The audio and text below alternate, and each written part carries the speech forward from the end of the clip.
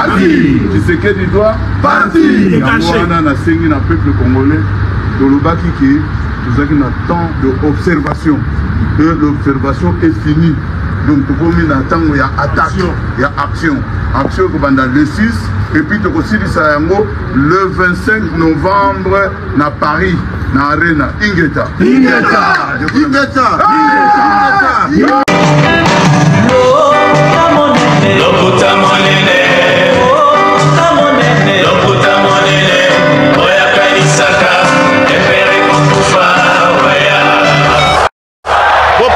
Bopusana moyen mosusu akosala ezali te. Avancez, avancez, avancez. T'es na tapis rouge. 2, 1. Ainsi, la presse, c'est aussi cet aspect-là de pouvoir ramener toujours les bons sens, les côtés intellectuels. L'éducation des bases, nous en avons grandement besoin. Parce qu'une fois que nous avons raté l'éducation des bases, si on ne s'est pas rattrapé avec les études à l'école ou à l'université, nous sommes condamnés à vivre comme des illettrés pratiquants. La presse, c'est aussi cette mission d'informer, de former, de divertir, de faire les suivis de l'information. La presse, c'est aussi la documentation. La presse, c'est aussi la connaissance. Parce que dans la presse, on retrouve plusieurs secteurs, plusieurs branches, dont nous allons parler de la chronique. Savez-vous que nous avons la chronique religieuse? Savez-vous que nous avons la chronique sportive? Savez-vous que nous avons la chronique économique? Savez-vous que nous avons la chronique politique? Et de surcroît, savez-vous que nous avons la chronique musicale? Quand on parle de la chronique, chroniqueur. Quand on parle de la chronique, chroniqueur, on attend chrono. Chronométrage, chronomètre, chronologie. Les temps, l'évolution, un voyage à travers les temps et l'espace. Aujourd'hui, s'il faut parler en facteur temps, nous sommes en 2024, au mois de février, le 15. S'il faut parler en termes d'espace, nous sommes sur Terre, chacun dans un pays quelconque. Mais la presse, c'est aussi ces goûts-là de toujours ramener les faits. Parce que dans la presse, on ne vient pas convaincre. C'est au fait de faire ce travail-là de convaincre. Un journaliste ne vient pas convaincre. Un journaliste vient dire les faits, présenter les faits, rendre public ce qui est factuel, informer, après avoir collecté, traité, censuré, diffusé. Mais dans la presse congolaise, s'il faut parler de la presse congolaise, nous avons des parvenus et des racailles. Ces gens-là, qui n'ont rien appris à l'école, qui n'ont pas étudié, qui ne connaissent rien de la presse, qui ne savent pas ce qu'on appelle cravate en presse, ils ne connaissent pas ce qu'on appelle faire un chapeau, faire ce qu'on appelle un billet de presse, ce qu'on appelle pige. Ces gens-là, baby biloko anate. Presse ezali na makambo ebele, mais kotanga journalisme. Parce que dans la presse, nous avons les agents des presses, bato basalara na makambo to etali presse. Tu as la presse écrite, tu as la presse orale, tu as la presse audiovisuelle. Mais les gens batutu ba comme ba journalistes, surtout dans la communauté na biso. Et malheureusement, bah oh bah fan dans la poto, intégration zéro, connaissance zéro. Au moins na muto s'improviser journaliste, après ça rabattu à leçon, pour avoir espace, pour avoir qui tiaché, caméra les ont filmé, ami bengi journaliste. Un journaliste qui n'a même pas une carte de presse, un journaliste qui n'a même pas un numéro matricule, un journaliste qui n'est même pas reconnu, un journaliste qui ne sait même pas faire ce qu'on appelle un papier.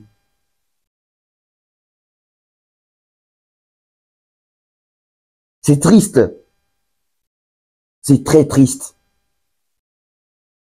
Aujourd'hui, mututu akoma kopé sa batou. Ba information, mututu akoma ko informer batou presque tout. Ba koma ko tala batou presque tout. Tu regardes quoi? Tu regardes quoi? Mes sincères salutations à toutes les personnes qui sont déjà connectées. Continuez ainsi. Abonnez-vous surtout. Abonnez-vous, abonnez-vous.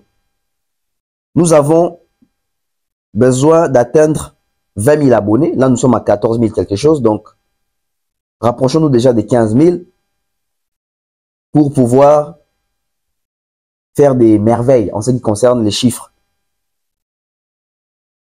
Mettez des likes, c'est très important. Partagez les liens de cette émission, les liens de cette chaîne. Toko mebele lisusu. Approchez-vous. Bo poussana toujours sur la lisusu. Bo poussana toujours sur la lisusu. Bo poussana. Approchez-vous car il y a encore des vérités. Émission. Comme d'habitude. Ces derniers temps, je suis fan vraiment des voix off. Parce que je sens que dans les voix off, on apprend à éventrer les bois d'une bonne manière. La meilleure façon, allais-je dire aussi. Merci à toutes les personnes qui sont déjà connectées. Je salue comme ça Maman Malia, notre sponsor majeur des DAB. Maman Charlie Bozio de la Fondation UESD. Belle-Vie candidat patron, je salue. Danono Noëlla Madinga, je salue. Je salue Oncle Blaise Ancelier, ma cerveau. Oncle Cheikh Moncheni Connexion. Cyprien Nzolo a gagné à Bangan Botama. Honorable Prince Tukuzo, Fiston Koloke, Kelly Charoston. Palzori Asoule Kauka. Approchez, Tobeta Masolo. Tapeli Bonjenga, professeur. Yaedo Mopatas, mon vieux, je salue. Bandeko. Journaliste Azali, on a pu observer. Et après observation, afin d'akimiate. Après observation, à Panza Sango. Mon Panzi Sango, on a pour Panza Sango. Et nous sommes là pour informer. Ceux qui te montrent la justice au salama, ceux qui te montrent la salama bien, nous, biso, vrais journalistes, il est temps de venir recadrer un peu. Aujourd'hui, lutte Nabiso Zali contre anti-valeur na katia presse, mon sang Nabiso la presse, un métier noble, mais que des personnes qui ne sont pas dignes, il y a ta combo de journalistes. Batondeli biso ebele na kati ya corporation et tout se mélange. Batu baye kokosa batwa. Batu baye kosala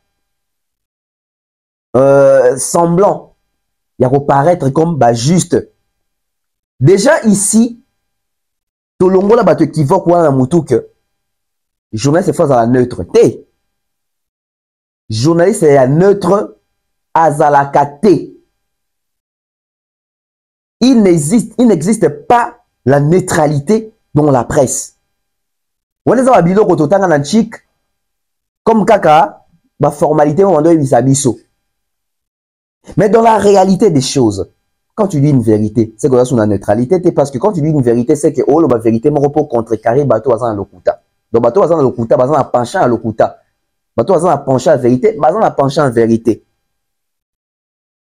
L'hypocrisie c'est de la plutôt, la neutralité, c'est de l'hypocrisie.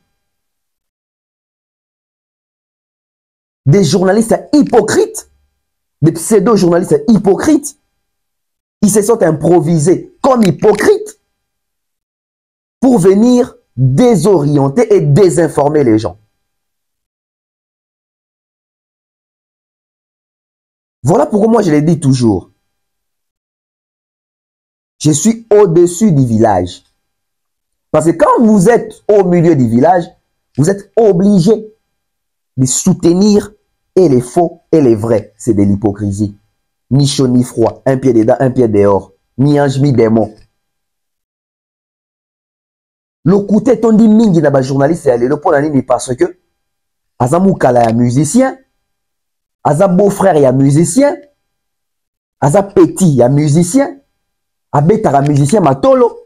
Il faut Messia Boakaye Libanga. Il faut créer l'actualité à l'Okuta. Et Moussou Lisusu. journaliste a comment banga ba fan ya musicien. Donc journaliste azo banga ba fan ya musicien. Journaliste a dit question na lobi vérité sur musicien o ba fan na ba okane ba betangai. Donc journaliste a comment na insécurité même pour la circulation na moko. A dit que azo le kaboé ba fanatique ya faire de bakane langa. Ni na otambola ba fanatique ya wera bakane langa. Ni na otambola ba fanatique ya jibe ba lukanga. Ni na otambola ba fanatique ya kofi ba lukanga. Ni na otambola ba fanatique ya fali ba lukanga ba betanga. Tu comprends la banga wana, terreur wana. Aujourd'hui, nous, la presse, il faut tout téléméla dans nos fanatiques à nos musiciens. Oui, balobaki fanatique à son amté. Oui, fanatique à son amté. Même chroniqueur, journaliste. Azali na bon sens. Et na bon sens, peut la pouvoir et la suprématie à quatrième pouvoir et la presse. Il faut recadrer les choses. Un journaliste ne peut pas avoir peur d'un fanatique pour dénoncer les méfaits de son leader, de ces derniers. Il y a fanatique. Voilà. Impossible, ça ne passe pas. Musique, Lelo, toujours que Sengonde Zoni na poto, grâce à Fali Poupa. Musique, Lelo, toujours que Sengonde Zoni na poto, pour na Fali Poupa. Musique, Lelo, toujours que Sengonde Zoni na poto, parce que Fali a trouvé solution. A trouvé solution. Mais tant qu'il fallait pour trouver solution pour un concert na poto, pour Congo ils ont la production na poto. Tant qu'il fallait une solution wana. Tout le monde a hypocrite. Oh bah ça la musala journalisme na poto. Na ba plateau na bango ba yamba ba combattant pour na ko passer ba message ya boycott ya concert ya Fali. Mettez-moi des likes. Ça c'est déjà des vérités qui sont en train de sortir. Tout le monde a un chroniqueur. Na poto, koyambaba, combattant, na ba plateau na bango. Non pas pour ba combattant, ba koumisa concert a Fali, ba Fali Fabeta. Mais pour ba combattant, ba Fali a koki kobeta, te to ça la marche, wana marche ba panafricain. Vous vous rappelez encore, non? Et ça, la plateau banane. Ya ba tuya, wana ya ba poto. Na ba mi gagné ma na ba fauteuil jaune. Mais gagné ma lelo o azol bimaloko la sauveur, azol bimaloko la musique, azol bimaloko la chroniqueur neutre, o azali bien affairé, o azol la promo affairé, o azol c'est plein affaire et lelo parce qu'il a senti que et si quand on luka intérêt na y continuer ba démasquer ba kati parce que parce a besoin ba il est très loko la bongoté. Et loko la il est très azalaka na bon sens te azalaka na bon moto te azalaka na estime de soi te. Lelo Miguenyema qui soutient les concerts de Ferrigol alors que Miguenyema recevait les combattants na plateau naé pour contrecarrer les concerts de Fali. Vous trouvez ça normal? Fali pour jouer You Arena. Quel chroniqueur n'a pas reçu les combattants na plateau naé na Potokuna?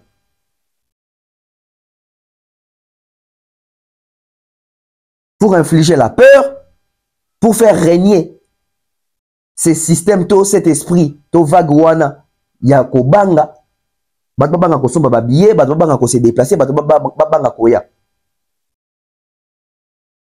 C'est parce que ba pesa bango ba plateau. Miguenyema et les autres consorts et toute cette bande là d'hypocrites, des personnes improvisées, journalistes improvisés, chroniqueurs, ont eu à donner ou à servir ou à laisser leurs plateaux respectifs entre les mains des combattants pour véhiculer des messages de terreur, des messages d'incitation à la haine, des messages de boycott contre les concerts de Fali. En ce moment-là, vous allez dire que ces gens-là sont au milieu du village. En ce moment-là, vous allez dire que ces gens-là sont neutres. Ces gens-là ne sont pas neutres. D'ailleurs, ils n'ont jamais été neutres. Et ils sont faux. Ces gens-là n'ont jamais compris que la presse, ces métiers, peuvent leur procurer du bonheur, peuvent leur procurer la paix, peuvent leur procurer de l'estime. Ils n'ont jamais réalisé ça. Ils fréquentent quel milieu? Ils sont en Europe. Est-ce qu'ils font-ils des formations concernant la communication ou en journalisme, ils ne font pas ce genre de formations. Ils ne font pas ce genre de formations. Ils sont là à traîner dans différents milieux congolais, à s'abrutir davantage. Des chroniqueurs congolais qui sont en Europe, mais que les étrangers ne suivent pas leurs émissions. Vous trouvez ça normal? Des chroniqueurs congolais résidant en Europe, qui habitent en Europe, mais qui sont incapables d'aligner une émission, toute une émission en français, pour que les étrangers puissent aussi suivre ces émissions-là. Incapables, je l'ai dit. Ça prouve à suffisance qu'ils n'ont jamais été intégrés, ils n'ont jamais été préparés. Je me pose encore des questions s'ils ont même des cahiers de charges de leur chaîne. Bah hypocrite à l'olenga bongo. Migeni ma yo ça des missions zo yamba combattante. Pourquoi nous passons la recadron à plateau non moko concernant yo ko yamba combattante pour pas sa copie ya musique alors que yo za chroniqueur de musique, yo za chroniqueur politique té. Bah tu comprendre Popol mabe. Bah tu bela Popol, ozo ba poza fali. Migeni me fo yamba munyo so lingi. Bon migeni ma na époque il y a concert à faire rigola. Alors qu'on soit yamba combattante.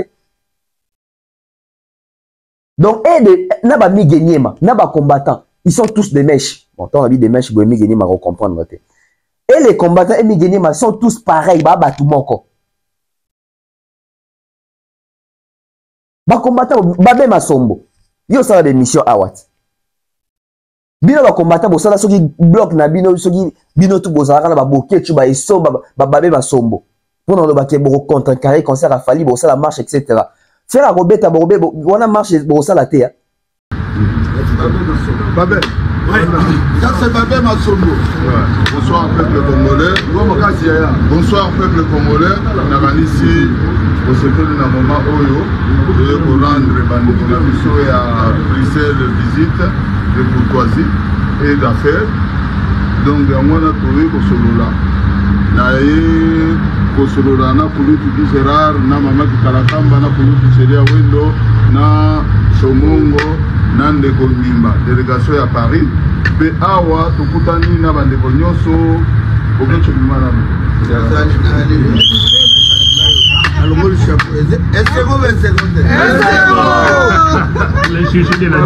balobaka babe masombo na boketu ce sont des éléments que nous sommes des éléments.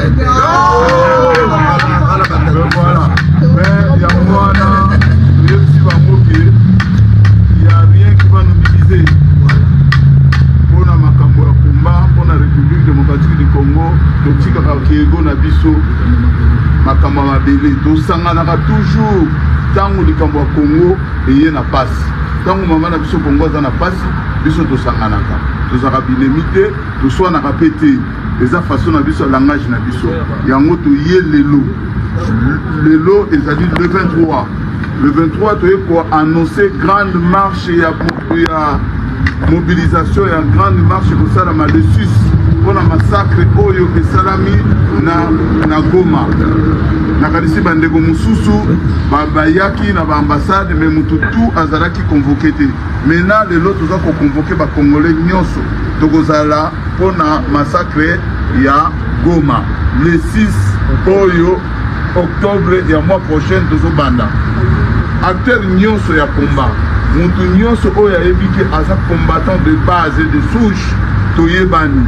Aux en Allemagne, aux en France, aux en Hollande, aux Angleterre, aux en Espagne, aux en Afrique du Sud. Tango yoki combat et bengio tika nyonso yaka na bitumba ya mboka. Il est temps de chasser l'ennemi du Congo. Il est temps de veiller vers la souffrance de notre peuple. Parce que biso to parti. Tu sais que tu dois partir. On a saigné le peuple congolais. Dans le baki qui nous avons un temps d'observation. L'observation est finie. Donc tu as un temps où il y a attaque, il y a action. Action pendant le 6. Et puis tu as aussi dit ça le 25 novembre à Paris, dans l'Arena. Ingeta. Ingeta. Ingeta. Ingeta. Les lots congolais ne sont comprendre que ba combattant ba bundisa biso awa ba combattant oyo ba kanga makamba concert na poto pendant 12 ans Bakangango te pour na JB, bakangango te pour na Wera, jamais, bakangango pour na profiter. Tu veux comprendre que les combattants bazaki ne na haine contre Fali, ba mona ke mona mobali ondenga zo matela. A rosala ba exploit mo botika to coincé, tika to casser, ba beta ba concert te ba pour la kuna na Congo.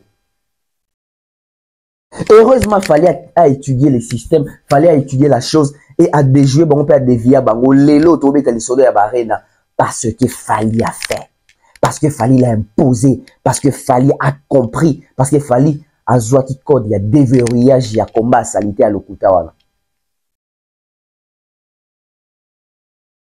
Alors que dans la minute où Koutou va combattre, fait battre les l'affaire, même c'est que papa, yo beta va concerne à combo ya Est, au bas qui au tinda 20% à recette, 40% à recette, il y a concerne on a Est pour na faire des etc. So va combattre ba linga mboka. Mais ça va point fait ba simbe la kasi pour na tout na faire oui, au beta concerne bon ba mbongo la kaka wapi yango.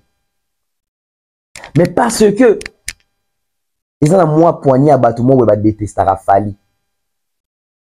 Moni bateau va détester Fali ba c'est belete. Ba kansa ba c'est belete, ba c'est belete. Ba c'est prononcer gandé souvent na télévision, mais bah c'est belete. Et à tonneau vide. Parce que tonneau vide, moko, so bochango pembe nina 4 tonneaux à maï, moutouma pesanga exemple wana. So bo sopi on son assez, tonneau au sein de makele les mingi tonneau vide. Poison et l'eau na kati. Poison et l'eau na kati. Tala ndenge bango tout hein. Bazo se pela faire bêta, bazo linga faire bêta, bazo un souci faire bêta. Mais tant à quelle époque il a fallu. Ça fait même pas une année. Hein? Ça ne fait même pas une année. Même pas 5 mois. Bazaki ba star, bazaki ba vedette, ba combattant. Et les mi mais les autres là. Bango moro déjà ba communication dans yamabe, ba contre-campagne. Et de surcroît, ba yamba ba combattant ba plateau na bango pour ba bangisa population, ba bangisa ba fan ya Fali. Heureusement que Fali ara na ba fan ka ya ba congolais to ba banga banga. Fala na ba fan ya ba antillais, fala na ba fan ya ba ndibu, fala na ba fan ya mindele, fala na ba fan ya ba africain, fala na ba fan ya ba congolais o ba koli pe ba botami na poto. Yango mona résistance a kosakana te bana ba jeune ya sarcelle ba zo makamwa main. Nzokande combat il ataka forme ya rebondisa Fali. Nzokande combat il ataka haine o bato ba portaka envers Fali. Ba comment kokosa ki ba musicien nyonso te Fali nde les problèmes. L'autre mona Sokoko to se posera ba question comment Sokoko comment Masana Kofi Boy. Ba komi Masana kaka na Kimukolo to depuis combien existera Sokoko na Kofi bazara déjà en contact. O c'est là que Kofi le roi ndoko ta potote. Sokoko ande ko gérer ba faire ya Kofi peut-être libana pour ba mission musu te ba beta na poto parce que Kofi a kota poto te. On se pose des questions sur ça. On se pose des questions sur ça. On n'affirme rien, mais on se pose des questions sur ça. Sokoko a wabundisi concert wana. Baluki wa mécanisme et tout.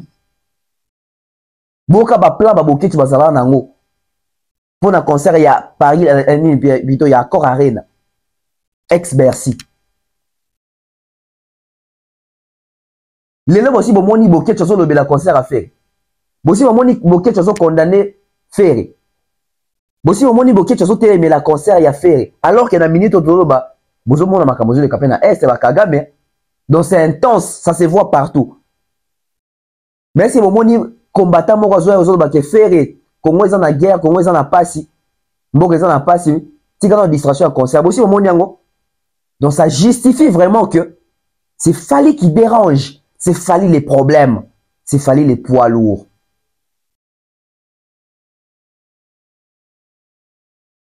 Bateau va ça presse au noir. Bon ça dans les vrais thés, bon ça on a pas formalité thé. Na moni marque tabo à l'équipe à Vincent. Batou ni question. Ndeni to moni le ba chroniqueur, il y a poto quand il s'agissait de Fali pour pas. Babeta et Karaba, il y a même la campagne de déstabilisation. Mais tant que comme il fait, tout va être soutenir. Et Marc Tabou qui avance des arguments qui ne tiennent même pas la route. Je me pose des questions. S'il a fait quelles études pour être aujourd'hui appelé je ne sais pas, journaliste ou chroniqueur. Il dit, oh non, Batouana, presse, ça n'a pas de problème, on a un bureau à Fali. Quand on a un problème avec le bureau à Fali, quels sont les rapports, il y a ma promotion à Fali? C'est quoi les rapports? On comprend que Baza Batounio, c'est le même système de jeu. Même système de jeu. Tout le monde a marqué, tout le monde a marqué la période de Wenget. Concert, il y a stade de Wenget. Tout le monde a. On sait ce qui s'est passé. Dans le concert, il y a stade de Fali. On sait ce qui s'est passé. Et la récupération, soit qu'on a un stade de faire.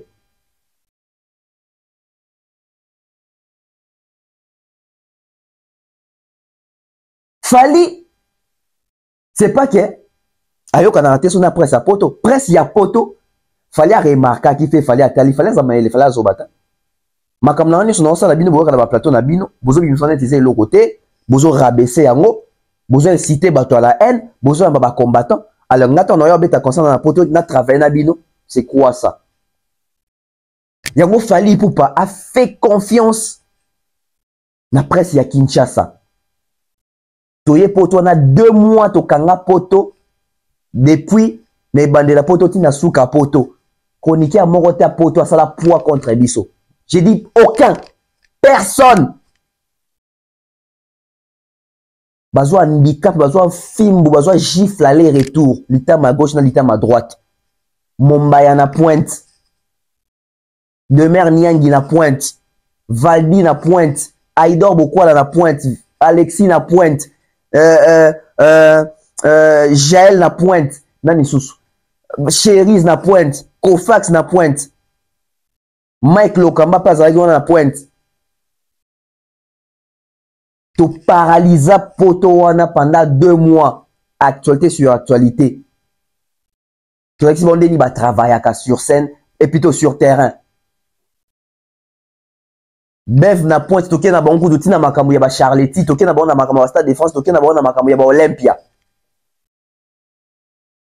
2 mois mais l'impact ezali makasi lokwa bato mo basali 2 ans na poto. Alors que na bato basali ba 6 ans ba 10 ans wana. Ba comédien na ba aventurier na ba hypocrite.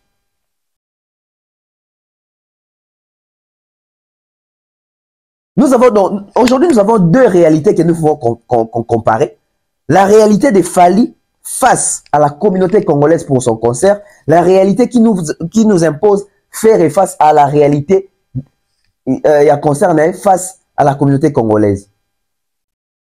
Fali face à la communauté congolaise, c'était quoi? Concert wana. Tout le monde a même JF Ifonge. Na lukakaiti lelo aya na prophétie mo ya lokuta. Au concert wana yu arena bato bako kufa belé. 0 mort na concert à yu arena. 0 mort na concert à ING. 0 mort na concert à OVO. 0 mort, 0 blessé. La haine, la jalousie, la méchanceté, l'hypocrisie. Bolinga na bino falite. Et ça peut-être que Bolinga a fait. Vous avez obligé à soutenir faire parce que Bolinga a falite. Donc par défaut, par manque d'avoir fallu, vous vous contentez de faire. Et moi, on emploie ça. Et moi, on clairement. Et moi, on dit clairement. Il y a un peu de bino babillé dans ma boko boteka. Vous avez un problème. Il faut aussi ça babillé on a besoin dans ma boko. Vous avez un problème babillé babillé il faut ici là. Finissez ça. Bon, nous sommes pas sold out. Awa. Nous avons des babiers sur le continent à côté. Vous allez rendre artiste et service. Vous allez rendre artiste et service. Bon, même faire une communication, c'est des martyrs. Bah, tu es belé, tous les cabarons est belé. Bon, yom, tous les cabarons est belé. Tant qu'on a un poteau, on a Lucasal, il y a battu belé. Vous avez Lucasal, il y a 9000 places. C'est ça qu'on appelle avoir des fans virtuels. Et l'artiste est conscient qu'il n'a pas cette masse-là en Europe. Normalement, faire une bêta stade wana na martyr, Tant qu'il poto, il faut le caper. Ça, ils ont répondre à l'exigence, il y a capacité à stade. Parce que Arena, c'est un stade, il y a une capacité à stade, 40 000 places. Net, Tata Raphaël, ils ont 40 000 places, si je ne me trompe pas. Ferré, où est la poto? Qui n'est à 40 000 places? Comment on a 9 000 places? Et 9 000 places, en gros, soldat, il y a le Kouta. Il y a quoi qu'on y a été. Bah, on peut ça, bah, billet, bah, on peut kate.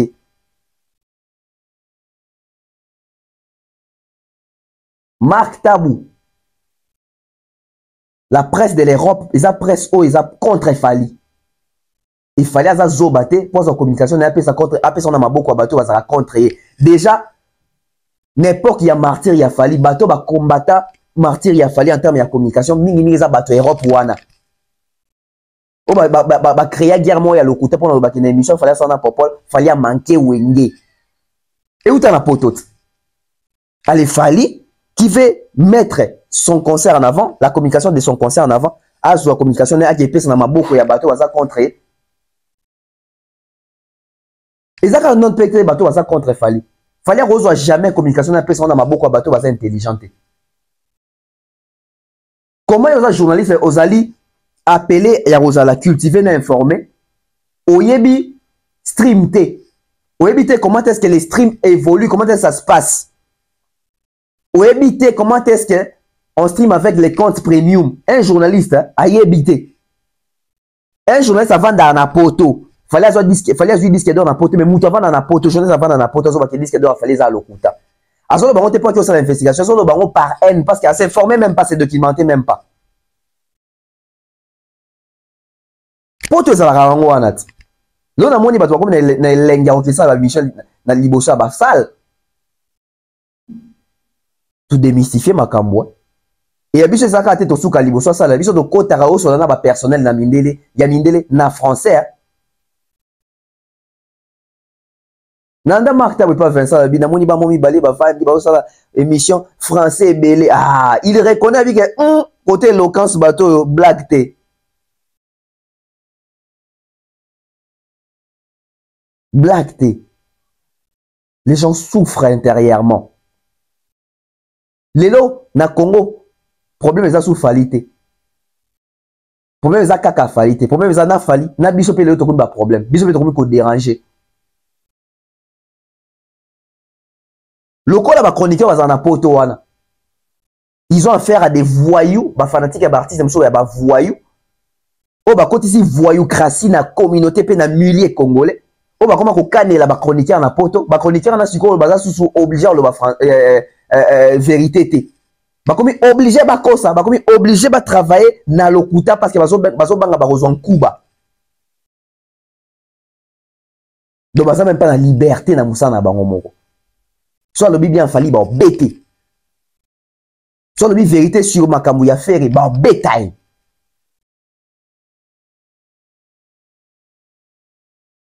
Baza on est belé ba ken pia na ba bimarate. Ayebi que soit bimba obété.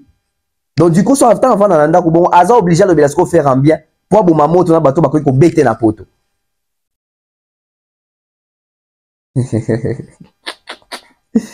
On prend la pause publicitaire et puis on revient. Magasin exotique trompette market na Villeurbanne na arrêt métro Q7. Et c'est na biso grâce tedi kamotema ya louange biso toza awa na Lyon ba biso ko lingolia bio olia congolais yaka awa ndunda matembele pondu ngai likayabu exeter lituma atieke fumbwa exotique trompette market à Lyon so leki ate usaine lo wote biso to e to payer ba plan awa so lambi pour lia yo morote. De nos jours, l'hygiène intime est une priorité. Voilà pourquoi Maliane vous propose des produits d'hygiène intime à base des plantes naturelles testés et approuvés dans les plus grands laboratoires dans le monde. Maliane vous propose des thés de fertilité pour hommes et pour femmes, des thés pour bain à vapeur after accouchement pour soulager les maux de dos, gel intime pour hommes et pour femmes, produits pour les règles douloureuses, fibrome, endométriose, polykystie, myome, resserrement du muscle du vagin, trompe bouchée et j'en passe. Vous avez également des produits qui vous aident dans tout autre type de soucis gynécologiques que vous pouvez avoir. Ceinture abdominale, vous avez les protège-slip, les bandes hygiéniques et tous ces produits sont disponibles sur notre site www.maliane.com. Passez vos commandes à travers notre numéro affiché directement à partir de notre site et vous serez livré partout dans le monde. Maliane, pour une hygiène intime parfaite. Voilà des retours sur ces plateaux. Merci, la confiance et fidélité Nabino. Merci, la patience Nabino. Nous sommes toujours en train de continuer. Donc, Lelo, on a appris Yarocha, comportement Nabilongia Batu. Lelo, on a appris Yarocha Bizaleli Nabilongia Batu. Lelo, on a appris Yako attribuer, caché à haine, il y a hypocrisie, il y a méchanceté. Il y a banditisme, il y a voyoucratie, Nabilongia Batu. Chacun connaît sa place. D'où le Kolabiso, Toza Batu, oh, Toza Musala, na bosolo nanu, na déontologie, Tolinga ko dérouté Batute. Trolinga ko dérouté Batute. Na yo ki aventurier mon kwazoloba. Musique eza bilamba te, musique eza ba grande saleté, musique eza ba montre te, musique eza ba ndaku te, etc. Alors botou na ye po aza chroniqueur te. Soki musicien musique na ezo pesa ye bandaku. Ça veut dire qu'il vend. Soki musicien musique na ezo sala ki aso ba montre, aso ba bilamba, ça veut dire qu'il y a encore tsambongo na musique. Soko moni musicien ba komi ko lukela ye, ba excuse que musique eza ba grande saleté, musique ezali mitukate, musique eza mapangute, c'est que ba bi que musicien wana na musique il ne gagne rien, il ne génère pas. Parce que tant on beta lisolo ba Jay-Z ba na ba l'art, ba na ba million, c'est parce que l'art ane uta na musique. Tant on beta lisolo que Jackson azali na l'art, c'est parce que l'art wana nde uta na musique. Quand on met l'isolo que Fali Poupa ba jet ba montre plutôt ba montre ba ndaku mituka, c'est parce qu'ils ont dans la musique. Observez bien bon monde que musicien ou à général parce que les autres monde ba entrer ba musicien. Les monde évolué tellement que technologie et Tchelibiso a nu to quand même ko estimer musicien gagnera combien. Est-ce que musique y a monté quoi tambon dès tout le monde dans la technologie les dans les réseaux sociaux dans la vente digitale dans la vente dans le streaming etc. Tout le monde même au moins au yeba que artiste ou à Kotara quand même mbongo na makamunae. Il faut être ignorant, il faut être illettré, il faut être moins intelligent. Et mawesa depo na biso presque on va tout ba mo bebi sango. Yon na lobaki pe na lobara. Génération wenge baye la biso idéologie à yembande binande betande, c'est ça non? Yembande binande betande wana wenge menga na bakisa ndenge fali bakisa musique ezali yembande binande betande tekande la vente teka soko moni mutazo ki mal débat ya vente po ayebi kateka kate. Biso zara bon na ba école. Bo vandi be ba master ba beta lisolo ya film moi vanda na sikebini. Yo le quoi nanda ko bona canal plus te soki décodeur te. Tu te sens mal à l'aise sika zapo yo musa no ka buyombe gauche yo tala no ka sans souci. Donc tu te sens dépaysé. Tekande. Parce que na ko tekande o teka ba œuvre non, mais aux omi teka pe image na yo d'une manière professionnelle au bara français bien. Aux en présentable, aux en image encore respectée, aux en notoriété, aux en connecting, aux en réseautage. Bilo rabongo. Pas silika. Parce que zate. Parce que bahanangote. Toko aider lisusu ba musicien te. Na ko faciliter bango tâche te. Sala musala emonana. Sala musala emonana. Sold out. To côté na Adidas Arena, to duki na page, na Adidas Arena publié na sold out. Ou bien vous publiez vos gens. Pourquoi mentir? Donc, vous avez ça pour Fali. Vous avez exister pour Fali. Vous avez prouver Fali. Vous avez prouver Kofi, vous prouver Ouera. Pour une unité de mission de la Fali. Enlevez Fali dans vos histoires. Faire aux à la bénité parce que si vous êtes concernant pour ton les Fali. Alors, à la bénité pas. Soyez reconnaissants.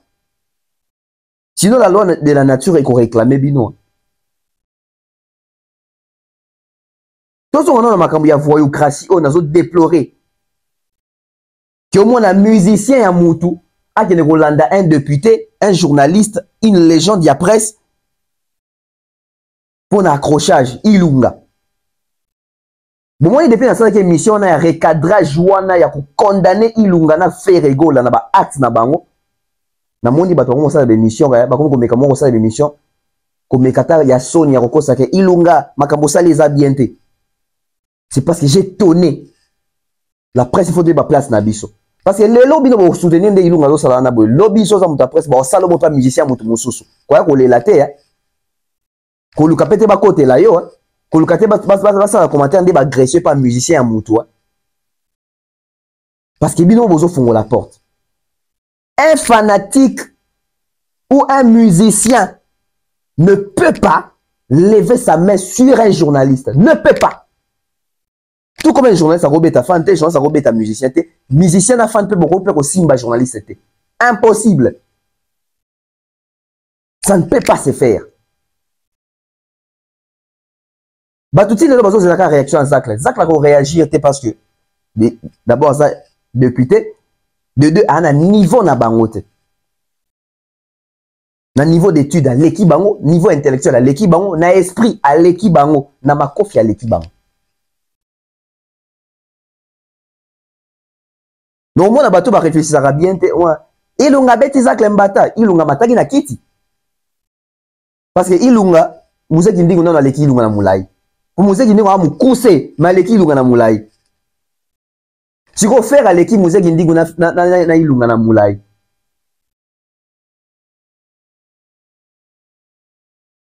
Donc, faire, pour faire à bête, nous Zach Lembata, faire, il faut tomber la liboko. Si vous Ilunga siko, ou faire à l'équipe na moulay.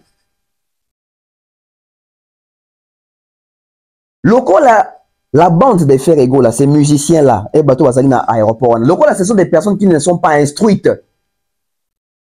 Bah, na moralité, bah, bateau, bah, yebi droité, bah, yebi loité. Oh, bah, ça, là, qui wana, bah, yebi te, bah, ça, les lots, bah, bien, imputation dommageable. Mesdames et messieurs, cette affaire, n'abi sibino, tito comme avril. Ah, bah, tu vas rouler là, ouais. Parce qu'il y a des preuves, les images sont là. Et les images, on a banan barrelé yango, bagola ba mo barrelé yango. Donc bango moko ba bango va créer les leaders na bango problème.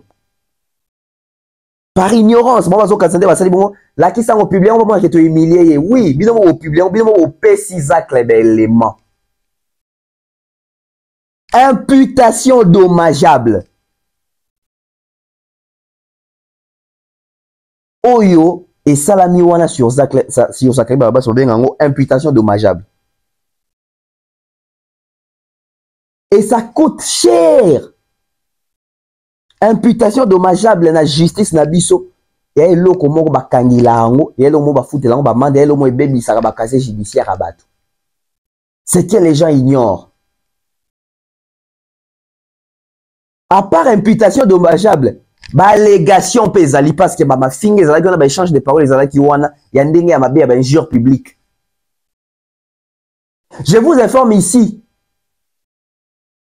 Bato ba makambo eza bato bazaki na aéroport. Tango vieux Zacle avant dit qu'on se faire menacer et pas ba musicien à faire. Bato ba remarquer mutu mo azaki na vieux Zacle pembeni wana. Mutu azaki na téléphone à liboko. Téléphone abandé ko enregistrer maloba ou abandé ko bimpa musicien faire.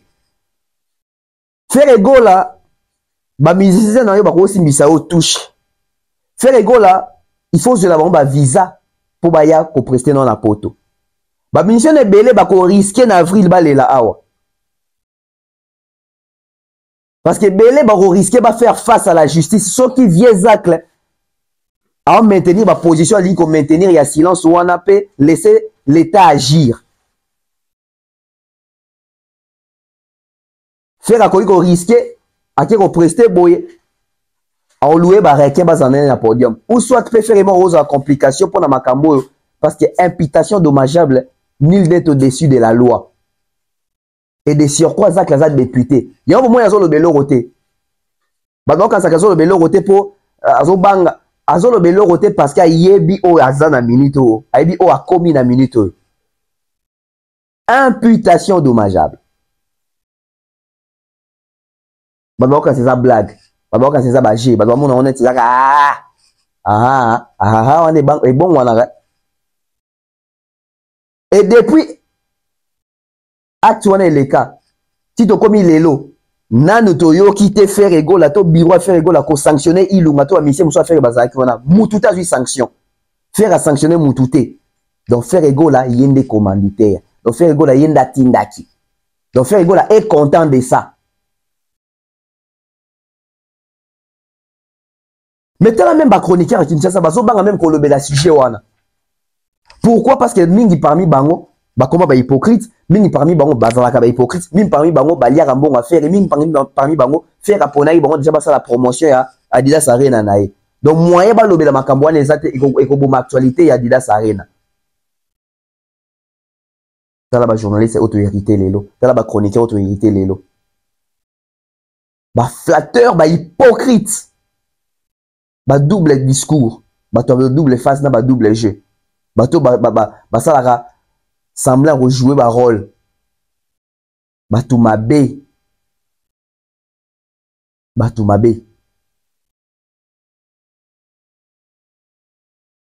bato yo ba yebite vieza klende toza boye bientôt ti gouvernement bimaka ti fatia bimisa gouvernement asika alors beta bino ka un beau zonka bongo ministre ya culture en devenir Eza Zakari Bababasu na bien en devenir. Si vous imaginez si que Zakari Bababasu a commis ministre à culture, vous voyez dans la vie, hein, au yebite lobby zandengeni. Ilunga yoza culturel, faire yoza culturel. Si vous supposons si vous viez avec le ministre à culture. Ndenge papa fait banza mukale azalaka. Parce que culture, à un moment donné, il faut penser qu'on a mouton accompagné la culture pendant des décennies, pendant des années. La personne qui maîtrise la chose, qui a la connaissance en la matière. Zakari va ça député. Donc pourquoi ma ministre de la culture, wana, c'est dans les silences. Je vous dis ça comme ça. Futur ministre de la culture. Et bon moi ndeni ba gérer la culture. Bon moi ndeni ba metaka en avant bateau ba ça la prouesse na culture. Bon moi ndeni ni ba restructurer les choses. Avoir cette même mise là dans la chose, comprendre les systèmes, comprendre la chose, comprendre les soucis des artistes et des culturels. Zakari Bababasu maîtrise la chose. Zakari Bababasu a toujours milité pour ça. Et il n'y a pas d'hasard. Il n'y a pas d'hasard. Il a la connaissance. Namakamouana. Yemoutou a défini ça. Makamouba génération de la musique. Même Makamouba communication à Lingala. Il est très fort. Ma rapport n'a été biango. Ma rapport n'a été biango. Donc, na minute où tu constaté que même il ou n'a pas fait suspension, faire raison le beloroté, faire caution la chose. Maintenant, on va écouter bah tout cher awa, bah silicataire. Israël Mutombo. Sur les Israéliens qui ministère Falinda ça qui déjà est relatif soutan na bandi goloba. Bon makambo ça n'est pas muto lo bakaza papa na yo azali yaya na yo apesa yo goût etc. C'est ton père. Oyambake pe na plateau bosolo. Tala ndenge musicien ya mukie alinga sakanana légende ya presse. Yo ça la au commission pe chronique musicale oyambaka pe musicien kuna. Lelo yo koma donner des leçons. Soki lo mo ça n'est pas fali oye wana lobby. Oyo zo mona te, oyo monite. Mbango kende kuna liboso porte de la chapelle liboso Adidas Arena pona ko yisa batu ke bakangi ba grande salle pona makambo ya Jeux olympiques alors que ba concert ekobeta na grande salle wana. Où êtes-vous? Boza wapi? Bozo lobate hein? Où sont tous ces gens là-bas? Ba Isha Okoko, ba Kapache, ba Virginie Manganga, ba Joey Bangato, ba Willy Kayembe. Silence radio, ba Isaac Maï, Mouton Lobate.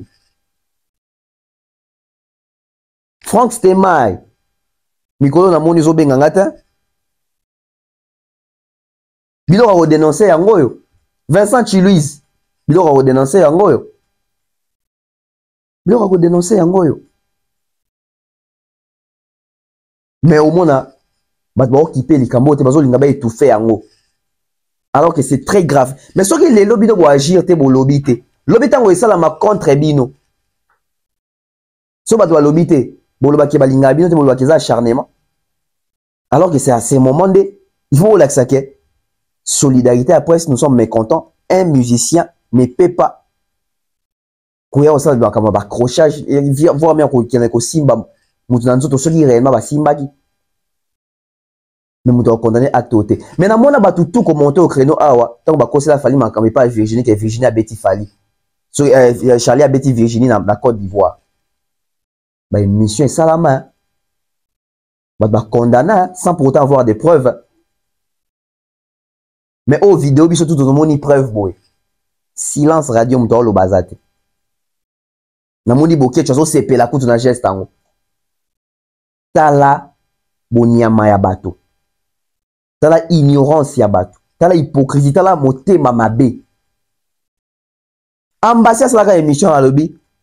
De wendo. Ti na bébé Tchanda soki na nani. Muto aleki. Fali na ba réalisation azate. Tala ba émission. Alors qu'à beta ki mutute. A beti mutute a manqué muto respecté. Surtout na ba réalisation. Na musique à Congo. Na nou muta kokani na fali tante ma ba réalisation. C'est une vérité. Mais pour la vérité, babaka ene kulus. Mais il lunga oa ko manquer mukolo respect. Bon, to ape mukolo tam so il lunga pas âge mon na zakari. Il lunga oza ape mukolo affaire ko ilongi wana, Mais mututa zoloba. Yambasi na ba musicien ba sala ba mission, ba journaliste ba sala ba mission, ba musicien ba sala ba mission, ba n'importe qui. Mututa ze lo côté, azubi caméra pachi wana ndi pe ko lobela pa mbasi. Pour le baki vérité. Pour le baki kaka vérité. Vous savez dans quel monde où nous sommes en train de vivre? Vous savez dans la sphère nini otozo kabola de communauté na biso. Na bato baza ba ignorant, bato baza moté mamabe, bato bazo comprendre le côté. Yango omona bato abongo pe ba avancer kate makamna bongo zaka miki, zaka mikuse, zaka mase. Frère Egola, incapable de faire la promotion en Europe, il se contente d'acheter d'abord ses propres billets et de revendre dans des restaurants congolais. T'as la vision à Moutou. T'as la vision à Moutou. Bato baso teka la biana ba yebani. Bef Corpus n'a pas tout ça déjà Moussala. Et chez lui, ba image à quelques personnes baso teka ba image ba billet à faire. Na ko illustrer bino ba image wana. Je crois lobby ou lobby okuna.